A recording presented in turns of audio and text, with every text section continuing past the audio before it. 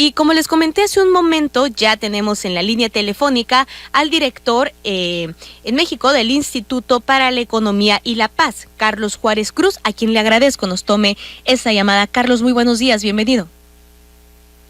Muy buenos días, Elena, y saludos a quienes nos escuchan. Gracias por analizar este tema, sobre todo porque cuando hablamos de la violencia, muchas veces se habla solamente de la violencia generalizada, se habla de cifras, se habla de datos, sin embargo, aquí lo importante también es saber a qué está ligada esta violencia y también, sobre todo, porque sabemos que muchas veces esto va de la mano con los cambios que suceden en la delincuencia organizada. Así es interesante lo que mencionas porque nosotros, en el Instituto para la Economía y la Paz, durante 9 años hemos dado seguimiento a los principales indicadores, a las principales tendencias acerca de la violencia en el país y en los estados. Esto nos va permitiendo tener muchas cifras, muchos datos, pero no son un objetivo en sí mismos los datos, como lo mencionas.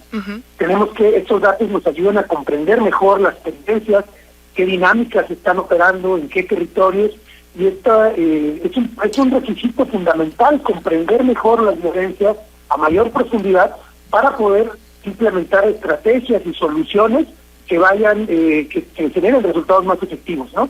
Claro, y sobre todo también analizar el contexto que estamos viviendo y desde cuándo se está suscitando, digamos que ciertas cosas, ¿no?, que suceden, por ejemplo, en el estado de Sonora, que veíamos ahí, pues en este informe que ustedes compartieron, que Sonora se encuentra dentro de los primeros 5 lugares en cuestión de violencia. Así es, nosotros medimos en un ranking o en una clasificación nacional a los estados más pacíficos y a los menos pacíficos. Desafortunadamente, Sonora se encuentra en la posición 28 de 32. Es decir, está entre los 5 estados más violentos del país. Y eso tiene que ver con un crecimiento muy dramático, muy fuerte de los índices delictivos y de violencia en el estado. No solo en el último año que medimos, que es 2021, sino en una tendencia de más largo plazo. Nosotros medimos el último año completo, que es 2021, y los últimos 7 años, que es a partir de 2015. Entonces, el homicidio en Sonora, por ejemplo, ha crecido un 21% en el último año, pero ha crecido un 200% en los últimos 7 años. Sobre todo los homicidios que se cometen con armas de fuego, que crecieron 230%, pero también algunas de las actividades de la delincuencia organizada, como la extorsión, que creció 235% en los últimos 7 años, el narcomenudeo, que ha venido incrementándose, pero como decías hace un momento, no toda la violencia es la delincuencia organizada, no toda la violencia es este gran impacto de los homicidios y los delitos de alto impacto.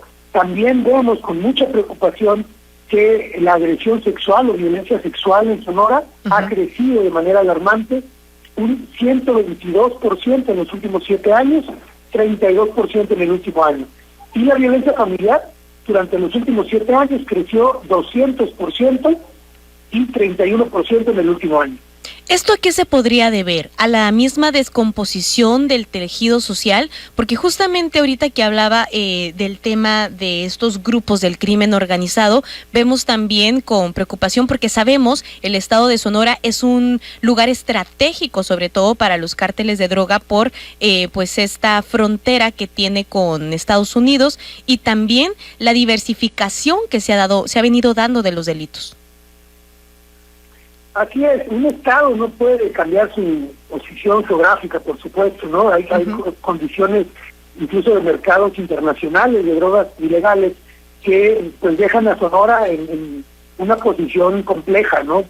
Sobre todo por su posición fronteriza y ser un medio de acceso para las rutas que trafican drogas ilegales hacia uno de los mercados más rentables del mundo, que es no Estados Unidos, sino solamente el estado de California y la costa oeste del país. Entonces, esto pues agrava la situación, hace que haya una disputa territorial, pero también, y por eso llamamos la atención sobre otras violencias, como el robo y la violencia sexual, la violencia familiar. Esos delitos no necesariamente están vinculados con delincuencia organizada. Claro. Estos delitos tienen que ver más con las dinámicas interpersonales, con la forma en que hombres y mujeres nos relacionamos en la casa, en el trabajo, en los espacios públicos, la forma en que educamos a los niños e interactuamos.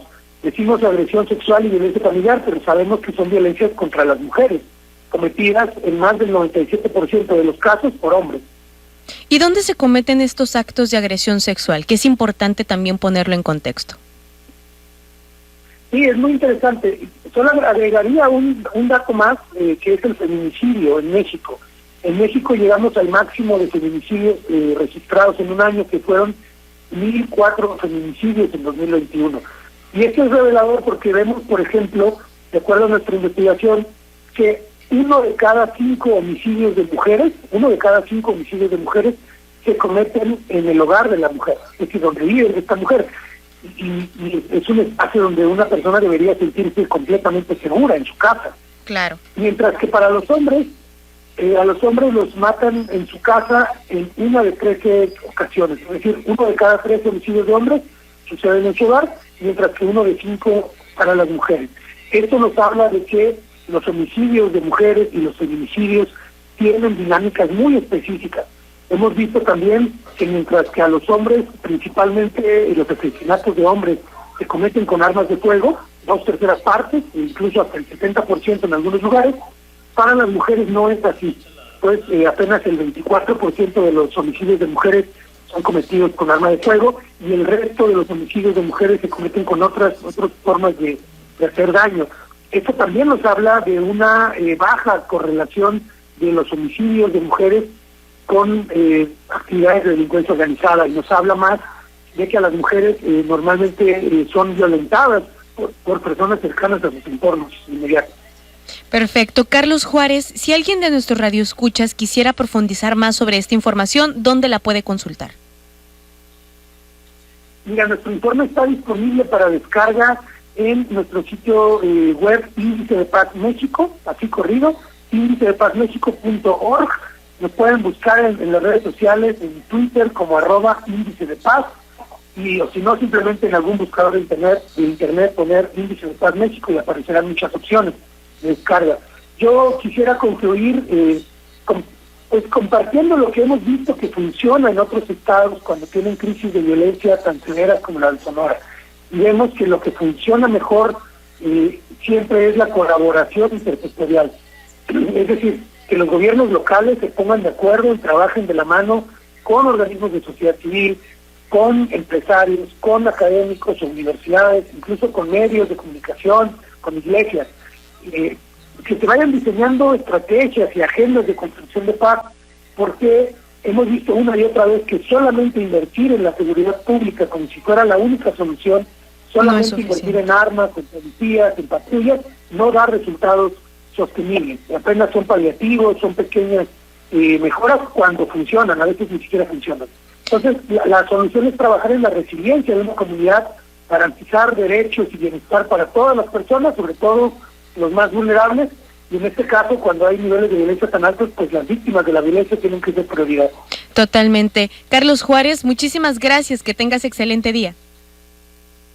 Un saludo, muchísimas gracias a ustedes también.